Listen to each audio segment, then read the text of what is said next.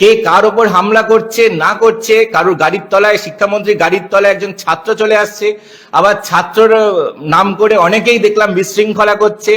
তো এখানে স্বরাষ্ট্র দপ্তরের স্বরাষ্ট্রমন্ত্রী মমতা বন্দ্যোপাধ্যায়, শিক্ষামন্ত্রী ব্রাত্য বসু, আমরা তো বুঝতে পারছি না কোথায় তারা যদি না পারে সরকার চালাতে, তারা যাদবপুর ইউনিভার্সিটিকে কেন্দ্রের হাতে দিয়ে দিক না।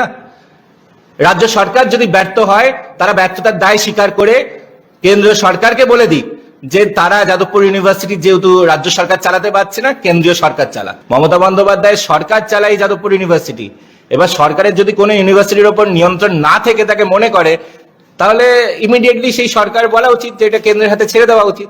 তা তো ছাড়ছে না, তাদের নিয়ন্ত্রণও আছে এবং রাজ্য সরকার, তৃণমূল কংগ্রেস সরকারের নিয়ন্ত্রণেই কিন্তু বিভিন্ন সময় বিশৃঙ্খলা বা বিভিন্ন দেশবিরোধী স্লোগান কিন্তু চালিয়ে গেছে এই বাম অতিবাম ছাত্র সংগঠনগুলো। কোন একজন ছাত্র একজন শিক্ষামন্ত্রীর গাড়ির তলায় চাপা পড়ে যাচ্ছে এবং তারপর সেই কতটা বর্বর হতে পারে, কতটা নিষ্ঠুর হতে পারে, সেই গাড়ি থেকে নেমে একবারও সেই ছাত্রর খোঁজ নিতে গেল না যে কি অবস্থায় আছে, সে বেঁচে আছে না মরে আছে, না তাকে নিয়ে হাসপাতালে চলে যাওয়া। এইটুকু তো মিনিমাম মানবিকতা সবাই এক্সপেক্ট করতে পারে। এটা হিট অ্যান্ড রান কেস হয়ে যাচ্ছে। তো বিভিন্ন ভাবে বিশৃঙ্খলা, নানা ধরনের গোলাগুলি, মারামারি, একটা শিক্ষার কোনো পরিবেশ তারা রাখেনি। তার প্রতিবাদে আগামীকাল দুপুর 3টের সময় কলকাতার গোলপার্ক থেকে এক ধিক্কার মিছিলের আয়োজন করেছে ভারতীয় জনতা যুব মোর্চা। এই ধিক্কার মিছিলের মাধ্যমে আমরা এই বাম তৃণমূলের যেই মিলিজুলি যে সিন্ডিকেট চলে, যার প্রভাবে বিভিন্ন শিক্ষাঙ্গনগুলোকে আজকে কলুষিত হয়েছে। আপনারা দেখছেন বর্তমানসময়.com।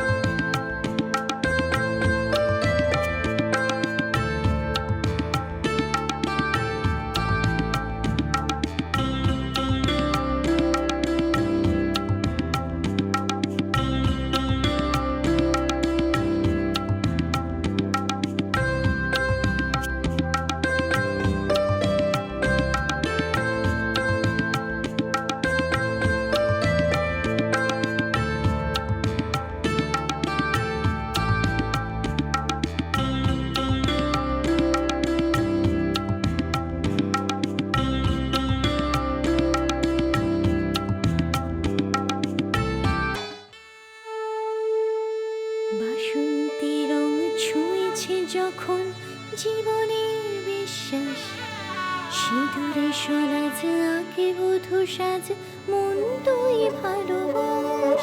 যত আকুলতা হয়েছে বারোটা বাসন্তী সংলাপ, ভেসে যাক দোহে আদরে আবেশে বন্ধু সবার Nayanmoni Agamani Basanti fashion private limited, Kanchrapara.